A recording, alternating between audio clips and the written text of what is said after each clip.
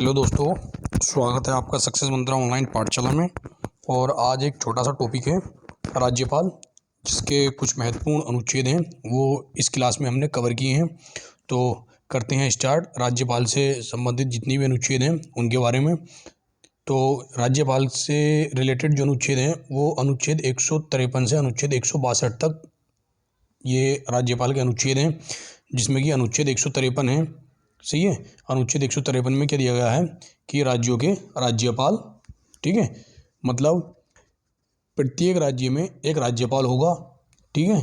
इसमें अनुच्छेद 153 में क्या दिया गया है कि प्रत्येक राज्य में एक राज्यपाल होगा, लेकिन साथ में संविधान संशोधन अधिनियम 1956 के तहत यह प्रावधान किया गया था कि 2 या 2 से अधिक राज्यों के लिए एक ही राज्यपाल की नियुक्ति की जा सकती है। क्या मतलब कि अनुच्छेद 153 में क्या था कि प्रत्येक राज्य का एक राज्यपाल होगा, लेकिन साथ में संविधान संशोधन अधिनियम 1956 के द्वारा ये भी प्रावधान कर दिया गया था कि एक राज्यपाल जो है 2 या 2 से अधिक राज्यों के लिए भी नियुक्त किया जा सकता है। ठीक है, ये दिया गया है अनुच्छेद 153 में। और अनुच्छेद 154 में क्या है? अनुच्छेद 154 में है राज्य की कार्यपालिका शक्ति। ठीक है, मतलब राज्य की जो समस्त कार्यपालिका शक्ति होगी वो किस में निहित है? राज्यपाल में निहित है, जिसका प्रयोग राज्यपाल स्वयं कर सकता है या फिर अपने अधीनस्थों के माध्यम से वह इसका प्रयोग करेगा।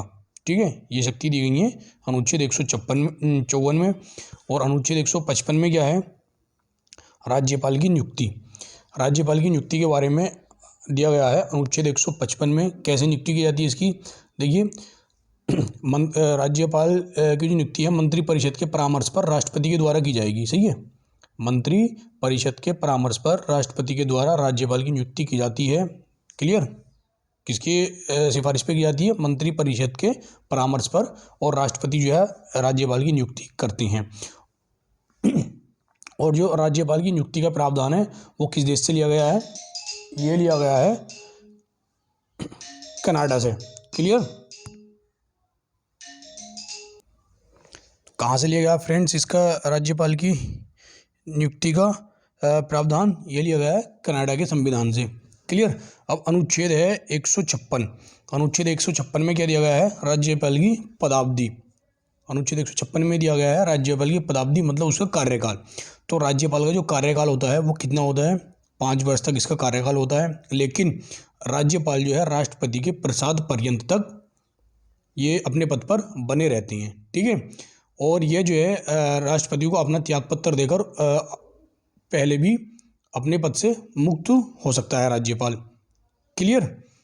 अनुच्छेद 157 में क्या है?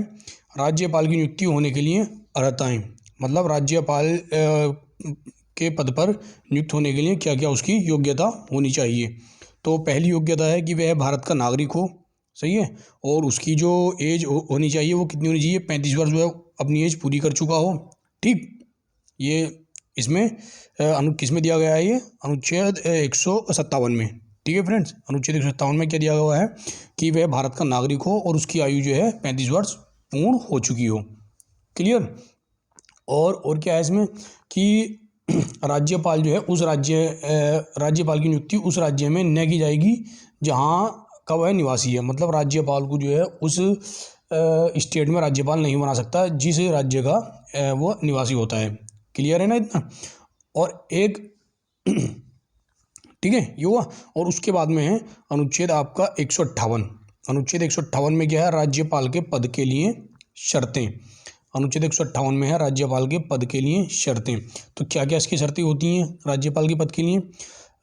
देखिए, राज्यपाल जो है किसी भी संसद या विधानमंडल के सदस्यों की नियुक्ति राज्यपाल के रूप में नहीं की जा सकेगी। सही है, मतलब कोई भी संसद या विधानमंडल का सदस्य अगर होता है तो उसकी नियुक्ति राज्यपाल के रूप में नहीं कर सकते हैं।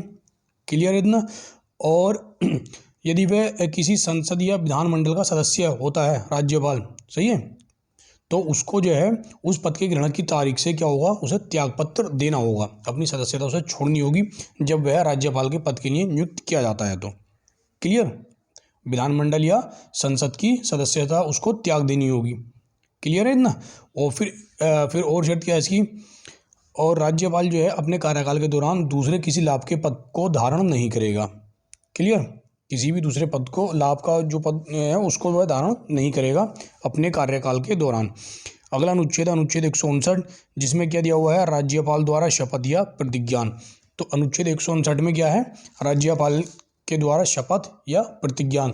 तो राज्यपाल को शपथ कौन दिलाता है, उच्च न्यायालय के मुख्य न्यायाधीश इसको शपथ दिलाते हैं राज्यपाल को।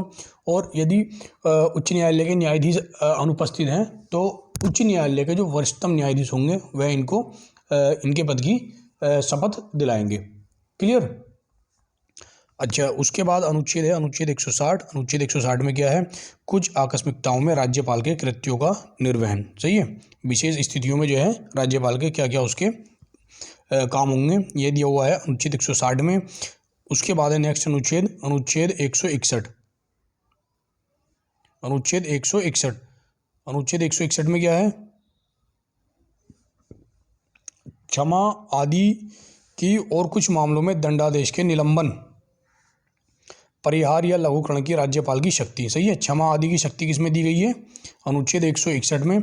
और अनुच्छेद 162 में क्या है, अनुच्छेद 162 में क्या दिया हुआ फ्रेंड्स, राज्य की कार्यपालिका की शक्ति का विस्तार।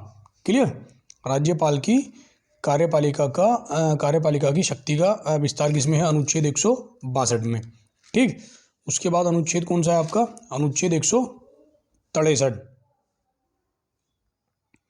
अनुच्छेद 163, अनुच्छेद 163 में क्या है, राज्यपाल को सहायता और सलाह देने के लिए क्या होगी, एक मंत्रिपरिषद होगी। राज्यपाल को सहायता और सलाह देने के लिए एक क्या होगी, मंत्रिपरिषद होगी। क्लियर। और अनुच्छेद 164 में क्या दिया हुआ है कि मंत्रियों के बारे में अन्य उपबंध, मतलब जो मुख्यमंत्री की नियुक्ति किसके द्वारा की जाती है, राज्यपाल के द्वारा की जाएगी। और जो अन्य मंत्री होंगे उनकी नियुक्ति जो है राज्यपाल किसकी अनुशंसा पर करेगा, किसके परामर्श पर करेगा, मुख्यमंत्री के कहने पर जो है वह उनकी नियुक्ति करते हैं जो मंत्री होते हैं। क्लियर। तो फ्रेंड्स यहाँ जो है जितने भी महत्वपूर्ण अनुच्छेद थे राज्यपाल से वो यहाँ हमने कवर किए हैं।